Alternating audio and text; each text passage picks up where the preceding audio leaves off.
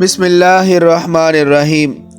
خانہ کعبہ میں ولادت صرف ایک صحابی کی ہوئی جن کا نام حضرت حکیم بن حزام رضی اللہ تعالیٰ عنہ ہے۔ ان کی والدہ کو طواف کے دوران درد ذہ شروع ہو گیا، جس پر خواتین ان کو بیت اللہ کے اندر لے گئی۔ حضرت حکیم بن حزام رضی اللہ تعالیٰ عنہ کے مولود کعبہ ہونے کا تذکرہ بے شمار کتب احادیث میں موجود ہے۔ حدیث مبارکہ میں من کنت مولاہ فعلی مولا حدیث کا ایک ٹکڑا ہے جسے ترمذی، احمد اور نسائی نے ذکر کیا ہے۔ یہ حدیث کثیر الطرق سے روایت کی گئی ہے، جسے ابن عقدہ نے مستقل ایک کتاب میں جمع کیا ہے۔ اس کے بعض طرق صحیح، بعض حسن اور بعض ضعیف ہیں۔ مسند احمد میں اس حدیث کے رجال حسمی کے نزدیک ثقہ ہیں۔ علامہ سیوطی رحمہ اللہ نے اس حدیث کو متواتر قرار دیا ہے۔ البتہ محدثین نے اس حدیث کے معنی میں کلام کیا ہے۔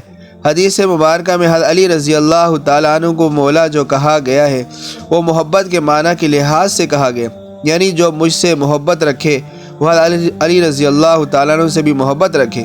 بعض روایات میں غدیر خم کا ذکر ہے، جہاں حضور صلی اللہ علیہ وسلم نے حضرت علی رضی اللہ تعالیٰ عنہ سے ناراضگی رکھنے سے منع فرمایا۔ اسی کی سیاق و سباق میں یہ ارشاد فرمایا، نیز مولا کا لفظ عربی زبان میں سردار، مدد کرنے والا، غلام کو آزاد کرنے والا یا آزاد کردہ غلام کے لیے بھی بولا گیا ہے، جیسا کہ کئی روایات میں یہ مختلف معنی ملتے ہیں۔ آج کل کے زمانے میں علی مولا یا مولا علی کہنا مناسب نہیں۔ اگر کسی گروہ کے عقیدہ حلول کے مطابق علی مولا کہا جائے تو یہ شرکیہ کلمہ ہے جس سے احتراز ضروری ہے۔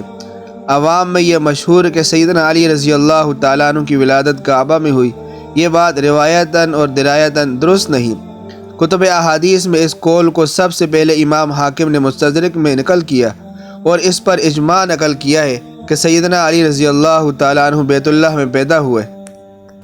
مصعب بن عبداللہ کہتے ہیں کہ حکیم بن حزام رضی اللہ تعالیٰ عنہ کی والدہ فاختہ بنت زہیر بن اسد بن عبد العزیٰ نے حکیم بن حزام رضی اللہ تعالیٰ عنہ کعبہ میں جنا جب کہ وہ حاملہ تھی۔ نہ ان سے پہلے کوئی کعبہ میں پیدا ہوا، نہ ان کے بعد کوئی کعبہ میں پیدا ہوا۔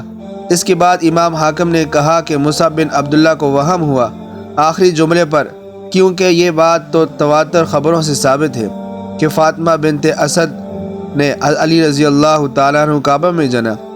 حقیقت یہ ہے کہ امام حاکم رحمہ اللہ یہاں سے ان کو تسامح ہو گیا۔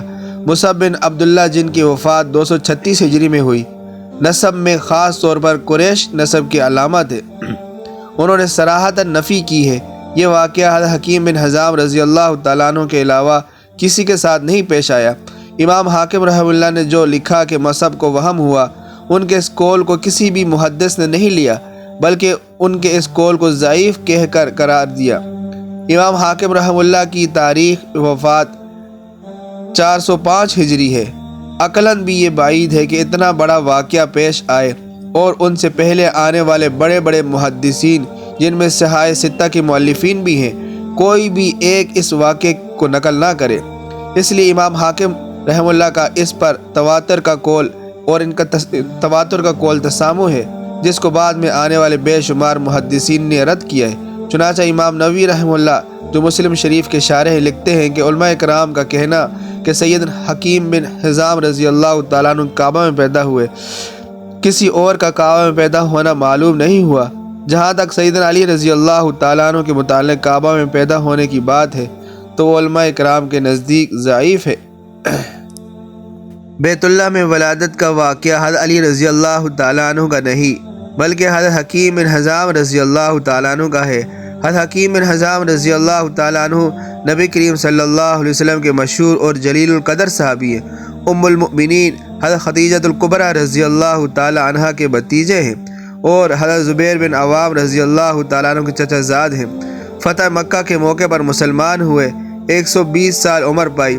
ان کی والدہ زمانہ جاہلیت میں خواتین کے ساتھ طواف کر رہی تھی۔ دوران طواف درد ذہ شروع ہو گیا تو خواتین ان کو بیت اللہ کے اندر لے گئی جہاں ان کی ولادت ہوئی۔ ان کے مولود کعبہ ہونے پر تمام محدثین متفق ہیں۔ تبارك الذي نزل الفرقان على عبده ليكون للعالمين نذيرا